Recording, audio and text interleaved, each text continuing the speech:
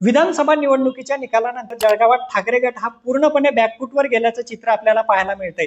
म्हणजे आता आगामी काळामध्ये स्थानिक स्वराज्य संस्थांच्या निवडणुका आहेत आणि या निवडणुका डोळ्यासमोर ठेवून पक्षाकडून स्थानिक पातळीवर आपला पक्ष संघटन बळकट करण्यासाठी प्रयत्न व्हायला हवे होते, परंतु तशा स्वरूपाच्या हालचाली दिसत नसल्याने स्थानिक कार्यकर्ते आणि पदाधिकाऱ्यांमध्ये मोठ्या प्रमाणामध्ये संभ्रमावस्था आहे।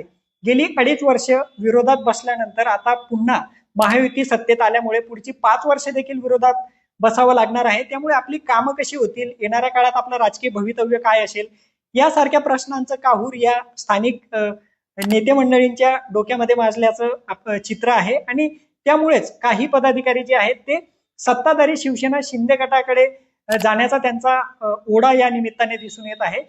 अनेक पदाधिकारी जे आहेत ते शिवसेना शिंदे गटाच्या संपर्कात आहेत। येणाऱ्या काळात त्यांचा प्रवेश होईल अशी देखील चर्चा रंगलेली आहे। एकूणच ठाकरे गटाची जळगावातली नेमकी सध्याची परिस्थिती काय आहे त्याचाच आढावा घेण्याचा प्रयत्न आपण या व्हिडिओच्या माध्यमातून करणार आहोत। नमस्कार, मी प्रशांत बदाने, स्वागत आहे तुमचं लोकमत.com मध्ये। आजच्या व्हिडिओमध्ये आपण जळगावातील ठाकरे गटाची नेमकी विधानसभा निवडणुकीनंतर काय परिस्थिती आहे याचा आढावा घेण्याचा प्रयत्न करतोय। ठाकरे गटाच्या भूमिकेसंदर्भात सातत्याने आता कार्यकर्त्यांमध्ये प्रश्न उपस्थित केले जात आहे की विधानसभा निवडणुकीमध्ये पक्षाने जळगाव जिल्ह्यातल्या 4 जागा लढवल्या, त्यात 2 जागांवर भाजप सोबत लढत झाली, तर 2 जागांमध्ये शिवसेना शिंदे गटासोबत लढत होती, परंतु 4ही जागा ठाकरे गटाने गमावल्या। त्यामुळे स्थानिक पातळीवरचे जे कार्यकर्ते आणि नेते आहेत त्यांचं मनोबल खचलेलं आहे। येणाऱ्या काळात आता स्थानिक स्वराज्य संस्थांच्या निवडणुका आहेत, त्यामध्ये महापालिका असेल, नगरपालिका असतील, जिल्हा परिषद असेल, पंचायत समिती असेल, अशा स्वरूपाच्या निवडणुका ज्या कार्यकर्त्यांच्या निवडणुका मानल्या जातात, परंतु पक्ष श्रेष्ठींकडूनच या निवडणुकीच्या अनुषंगाने पक्ष संघटना बळकटीसाठी कुठल्याही स्वरूपाच्या सूचना किंवा प्रयत्न होताना दिसत नाहीयेत। म्हणून कार्यकर्ते सध्या अस्वस्थ आहेत। म्हणजे येणाऱ्या काळात जर पक्षाला गतवैभव प्राप्त करून द्यायचं असेल तर कार्यकर्त्यांना या निवडणुकीसाठी तयार करणं आणि निवडणुकीमध्ये विजय मिळवणं सगळ्यात महत्वाची गोष्ट आहे। परंतु पक्ष श्रेष्ठी देखील विधानसभा निवडणुकीच्या धक्क्यातून सावरलेले नाहीत, त्यामुळेच स्थानिक पातळीवरचं पक्ष संघटन जे आहे ते खिळखिळं होत असल्याचं आपल्याला या निमित्ताने दिसतंय। विशेष म्हणजे जळगाव जिल्ह्यात ठाकरे गटाचे जे जळगाव लोकसभेसाठी 2 जिल्हा प्रमुख होते, सद्यस्थितीमध्ये दोन्ही जिल्हा प्रमुख ही पदं त्यांची रिक्त आहेत। जे जळगावचे जिल्हा प्रमुख होते विष्णू बंगाळे यांनी लोकसभा निवडणुकीच्या काळामध्ये देखील हवं तसं काम केलेलं नव्हतं, त्याबद्दल त्यांच्यावर नाराजी होतीच, परंतु विधानसभा निवडणुकीच्या काळामध्ये ऐन मतदानाच्या 1 दिवस आधीच त्यांनी आपले जे जळगाव जिल्ह्याचे संपर्क प्रमुख होते संजय सावंत यांच्या भूमिकेवर नाराजी व्यक्त केली आणि त्यांनी थेट शिवसेना शिंदे गटाचा मार्ग निवडला। त्याच ठिकाणी पक्षाला मोठा सेटबॅक बसला असं एक चित्र होतं, परंतु त्या निवडणुकीमध्ये ज्या मोठ्या प्रमाणावर घडामोडी घडल्या, तिकिटासाठी जे इच्छुक होते त्यात दुसरे जे जिल्हा प्रमुख होते हर्षल माने यांनी देखील तिकीट त्यांना मिळालं नाही, त्यामुळे त्यांनी बंडखोरी केली आणि त्यामुळे पक्षाने त्यांच्यावर कारवाई करत त्यांची पक्षातून हकालपट्टी केली। त्यासोबतच जिल्हा परिषदेचे माजी सदस्य नाना महाजन हे देखील तिकिटासाठी आग्रही होते, परंतु त्यांना देखील तिकीट नाकारण्यात आलं, म्हणून त्यांनी देखील बंडखोरी केली, त्यांच्यावर हर्षल मानेंप्रमाणेच हकालपट्टीची कारवाई करण्यात आली। एकंदरीत जिल्हा प्रमुख सारखं महत्वाचं पद रिक्त असताना पक्षाकडून हे पद भरण्यासाठी अद्यापही हालचाली झालेल्या नाहीयेत।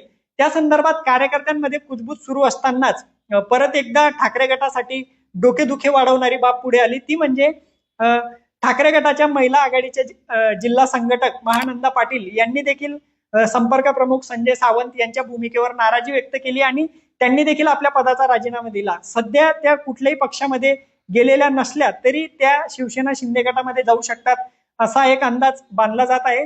म्हणजे एकूणच ठाकरे गटाची जळगावातली सध्याची परिस्थिती अतिशय कमकुवत आहे। विशेष म्हणजे त्यांचे जे संपर्क प्रमुख आहेत संजय सावंत यांच्या भूमिकेवर नाराजी व्यक्त करून जे पदाधिकारी आणि कार्यकर्ते आहेत ते पक्षाला सोडचिठ्ठी देत आहेत आणि शिवसेना शिंदे गटाकडे जाण्याचा त्यांचा आग्रह आहे। सद्यस्थितीमध्ये शिवसेना शिंदे गटाची या ठिकाणी थोडी बाजू जड मानली जात आहे, कारण ते सत्तेत आहेत, त्यासोबतच त्यांचे जे नेते आहेत पाणीपुरवठा मंत्री गुलाबराव पाटील यांना आता सद्यस्थितीमध्ये जळगाव जिल्ह्याचं पालकमंत्रीपद देखील मिळालेलं आहे आणि पालकमंत्रीपद असल्यामुळे स्थानिक पातळीवर कार्यकर्त्यांची महत्वाची कामं वेळेत पूर्ण होतात। त्यासोबतच सत्तेत राहून इतर गोष्टींचा देखील त्यांना लाभ मिळवता येतो, थेट कार्यकर्त्यांची नाळ जोडलेली राहते। त्यामुळे ठाकरे गटाचे जे स्थानिक कार्यकर्ते आणि नेते आहेत त्यांचा कल जो आहे तो शिवसेना शिंदे गटाकडे वाढल्याचं आपल्याला दिसून येते. सोबतच भाजपमध्ये देखील काही कार्यकर्ते जाण्यासाठी इच्छुक आहेत. म्हणजे जळगाव जिल्ह्याच्या एकूणच आपण राजकारणाचा विचार केला तर जळगाव महापालिके पासून शिवसेना शिंदे गट आणि ठाकरे गटामध्ये या ठिकाणी मोठ्या प्रमाणावर रस्सीखेच असल्याचं आपल्याला पाहायला मिळतं.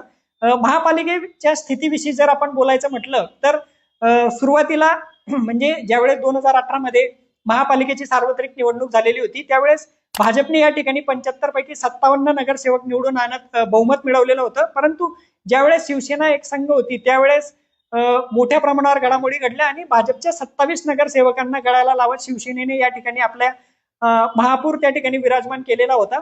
परंतु ही परिस्थिती फार काळ टिकून राहू शकली नाही. त्यानंतर ज्यावेळेस शिवसेनेमध्ये फूट पडली तेव्हा जे भाजपचे बंडखोर नगरसेवक होते त्यांनी शिवसेना शिंदे गटात जाणं पसंत केलं. त्यामुळे महापालिकेचं राजकारण फारसं दोलायमान होतं असं चित्र आपल्याला पाहायला मिळालं. सद्यस्थितीमध्ये आता जे भाजपचे बंडखोर होते ते शिवसेना शिंदे गटाच्या बाजूने आहेत आणि त्यासोबतच आता ठाकरे गटाचे काही माजी नगरसेवक देखील शिवसेना शिंदे गटाच्या वाटेवर आहेत. म्हणजेच येणाऱ्या स्थानिक स्वराज्य संस्थांच्या निवडणुकांसाठी आता शिवसेना शिंदे गट देखील या इच्छुकांना आपल्या गळाला लावत आपलं पक्ष संघटन मजबूत करण्यावर त्यांचा भर असल्याचं दिसून येतंय. म्हणजे येणाऱ्या निवडणुकीमध्ये शिवसेना ठाकरे गटाला जर कडवं आव्हान उभं करायचं असेल तर पक्षाला लागलेली ही जी गळती आहे ती कुठंतरी थांबवण्यासाठी प्रयत्न व्हायला हवे. परंतु पक्षश्रेष्ठींकडून तशा स्वरूपाचे प्रयत्न होताना दिसून येत नाहीयेत.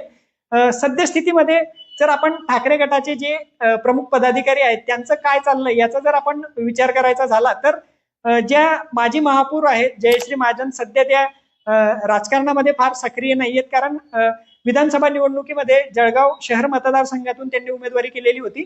परंतु त्यांचा या ठिकाणी भाजपचे सुरेश भोळे यांनी पराभव केला. त्यानंतर त्या बॅकफुटवर गेल्या आणि त्यांचा अजून टेन्शन वाढवणारी बाब म्हणजे जळगाव महापालिकेची ब्रिटिशकालीन जुनी पाईपलाईन चोरीचं एक प्रकरण समोर आलं आणि या प्रकरणामध्ये जयश्री महाजनांचे पती जे शिवसेना ठाकरे गटाचे माजी विरोधी पक्षनेते होते हे प्रमुख संशयित आरोपी म्हणून त्यांचं नाव पुढे आलं आणि हे प्रकरण समोर आल्यापासून ते फरार आहेत. त्यामुळे जयश्री महाजन या सक्रिय नाहीयेत. दुसरीकडे जे त्यांचे जिल्हा प्रमुख होते त्यांनी विधानसभा निवडणुकीच्या मतदानाचे एक दिवस आधीच पक्षाला सोडचिठ्ठी दिली आणि त्यांनी शिवसेना शिंदे गटामध्ये प्रवेश केला. संपर्क प्रमुख संजय सावंत यांच्या भूमिकेसंदर्भात वारंवार पदाधिकाऱ्यांकडून नाराजी व्यक्त केली जात आहे. म्हणजे लोकसभा निवडणुकीच्या काळामध्ये देखील ते फार काही करिश्मा करू शकले नाही. जळगाव लोकसभेसाठी त्यांनी भाजपमधून आयात केलेले करण पवारांना उमेदवारी मिळवून दिली आणि कडवं आव्हान त्यावेळेस करण पवार देतील अशी शक्यता वर्तवली जात होती. परंतु निकालामध्ये तसं काही नव्हतं. निकाल जे समोर आले ते अतिशय धक्कादायक होते. भाजपच्या स्मिता वाघांनी दणदणीत विजय मिळवला. मोठ्या मताधिक्याने त्यांनी करण पवारांचा पराभव केला. सगळ्यात महत्वाची बाब म्हणजे लोकसभा निवडणुकीच्या काळात जे भाजपचे माजी खासदार उन्मेष पाटील होते त्यांनी ठाकरे गटात प्रवेश केलेला होता. त्यामुळे ठाकरे गटाचं कडवं आव्हान जळगाव लोकसभेमध्ये असेल, संघटन देखील मजबूत असेल. फायरब्रँड नेते म्हणून त्यांच्याकडे पाहिलं गेलं. परंतु उन्मेष पाटलांची तोप जी आहे ती देखील फार काही करिश्मा करू शकली नाही. विधानसभा निवडणुकीमध्ये त्यांनी स्वतः चाळीसगाव विधानसभा मतदारसंघातून भाजपचे उमेदवार मंगेश चव्हाणांच्या विरोधात निवडणूक लढवली होती. परंतु त्यांचा देखील मोठ्या फरकाने या निवडणुकीमध्ये पराभव झाला. त्यानंतर उन्मेष पाटील हे गायब झाल्याचं चित्र आहे. ते गायबच झाले असं आपल्याला म्हणता येईल. कारण जे उन्मेष पाटील सातत्याने माध्यमांच्या कॅमेऱ्यासमोर येऊन आक्रमक भाषण किंवा विस्फोटक मुद्दे मांडत होते, ठाकरे गटाकडून बाजू लावून धरत होते, ते उन्मेष पाटील विधानसभा निवडणुकीच्या निकालानंतर माध्यमांच्या कॅमेऱ्यासमोर आलेले नाहीत. सद्यस्थितीत त्यांचं काय चाललं आहे याची देखील एक उत्सुकता आहे. परंतु उन्मेष पाटील सद्यस्थितीमध्ये सक्रिय नसल्याचं चित्र आहे. आगामी काळात स्थानिक स्वराज्य संस्थांच्या निवडणुका होणार आहेत आणि ह्या निवडणुका महायुतीच्या माध्यमातून लढेल की महायुतीतले तिन्ही पक्ष स्वबळावर लढतील या संदर्भातली चर्चा सुरू आहे. त्यामुळे ठाकरे गटाचे जे नाराज पदाधिकारी आणि कार्यकर्ते आहेत त्यांना गळाला लावून आपलं पक्ष संघटन मजबूत करण्यावर गुलाबराव पाटलांचा भर असल्याचं दिसून येतंय. येणाऱ्या काळामध्ये नेमक्या काय काय घडामोडी घडतात, ठाकरे गट आपलं पक्ष संघटन कशा प्रकारे मजबूत करतं, दुसरीकडे शिवसेना शिंदे गट कशा पद्धतीनं त्यांचं पक्ष संघटन मजबूत करतात, कोणते कोणते नेते कार्यकर्ते हे शिंदे गटाच्या गळाला अडकतील हे पाहणं महत्वाचं असणार आहे.